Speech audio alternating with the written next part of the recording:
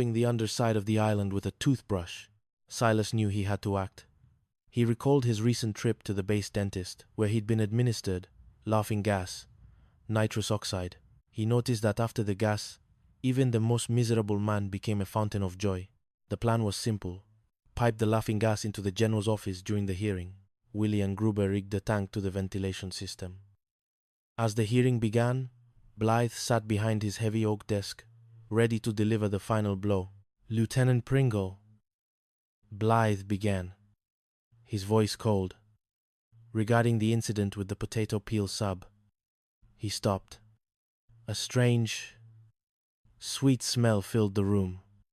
A giggle escaped his lips. The potato peels. They were so crispy.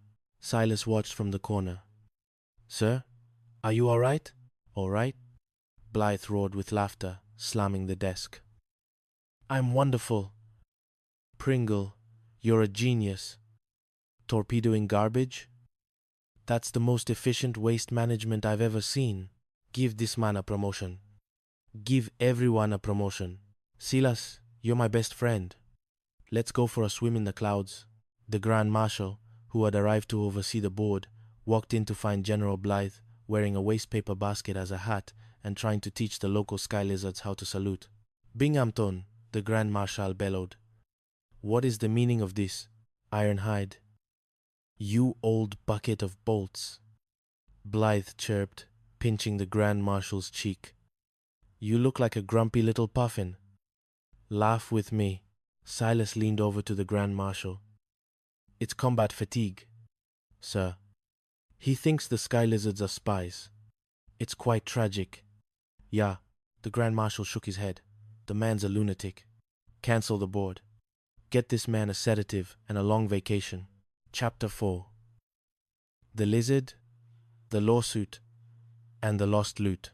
The final straw came during the Great Payroll Transport. Aeropost 7 was expecting 62,000 sky credits to pay the troops.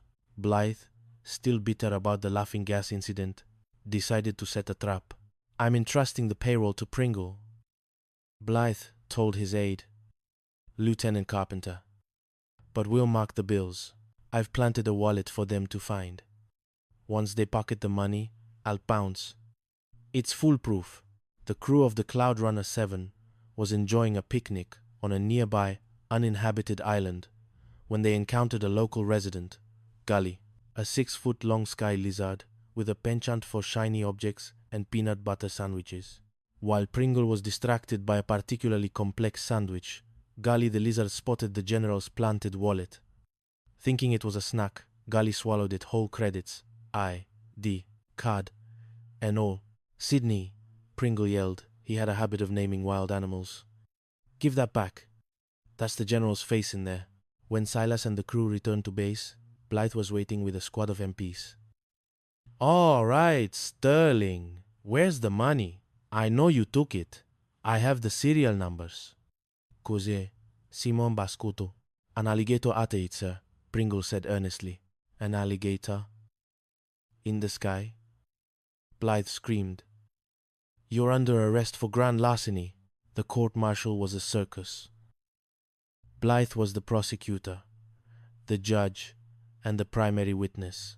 Pringle acted as his own defense attorney, arguing that Sydney the lizard was a victim of a broken home and poor dietary choices.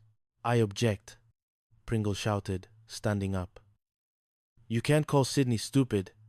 He's a sensitive reptile." "Order," the presiding admiral shouted.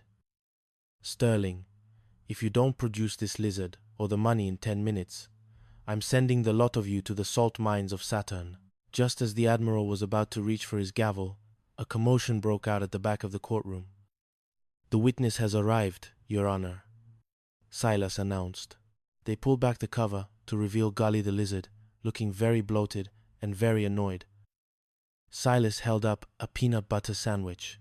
"Now, Gully," Silas whispered, "do your thing." Gully looked at the sandwich, then at General Blythe. Out flew the general's wallet, followed by 62,000 credits and a slightly chewed-up picture of Blythe's mother. The courtroom erupted. The Admiral inspected the wallet. Binghamton, these bills are marked with your own initials, and this I.D.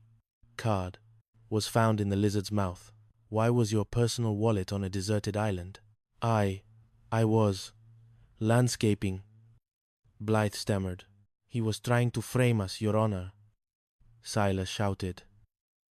A poor, defenseless lizard was used as a pawn in his vendetta. The Admiral sighed, rubbing his temples.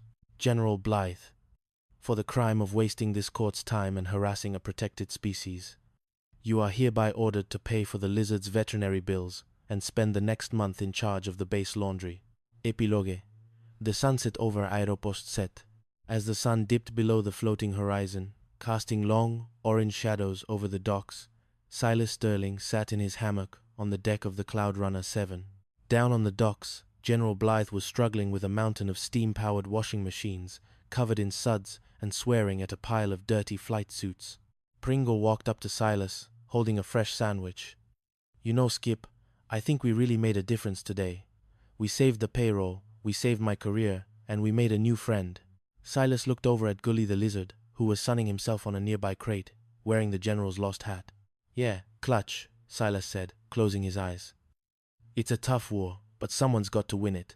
Pass me a soda, will you? Being a hero is thirsty work, and in the Azure archipelago, the wind continued to blow. The steam continued to hiss, and Silas Sterling finally found the perfect spot for a nap. The Chaos Chronicles of Zanzara. 9.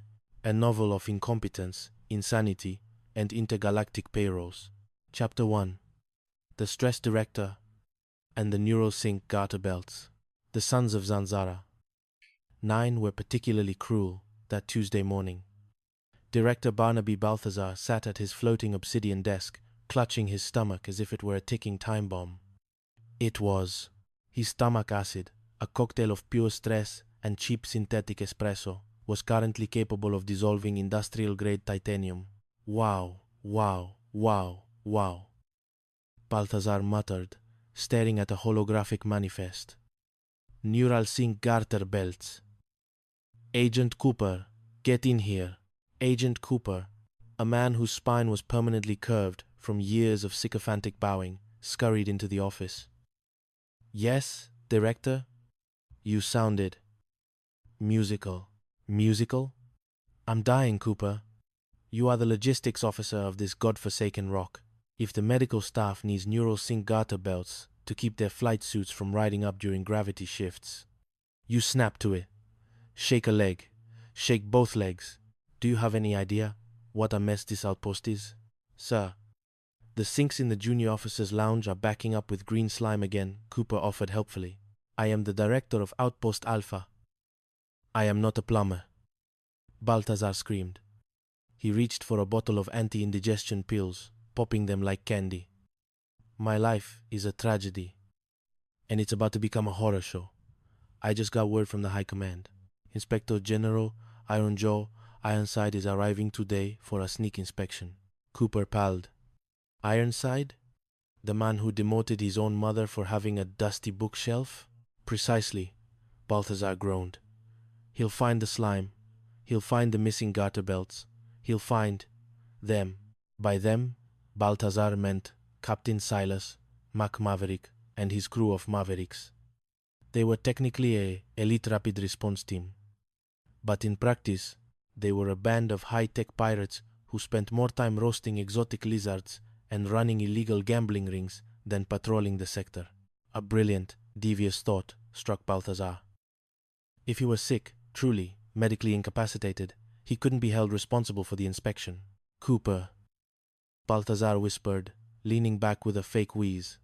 I feel a great malady coming on. A cosmic fatigue. I must appoint an acting director to face Ironside. Someone expendable, someone whose failure is so guaranteed that High Command will have no choice but to court-martial him immediately. Cooper smiled, a thin, oily grin. The very one. With Maverick and his band of cutthroats in charge of Outpost Alpha, they'll turn the place into a Roman orgy within 20 minutes. Ironside will arrive, witness the carnage, and Maverick's career will vanish into a black hole. It's brilliant, Balthazar threw himself onto a nearby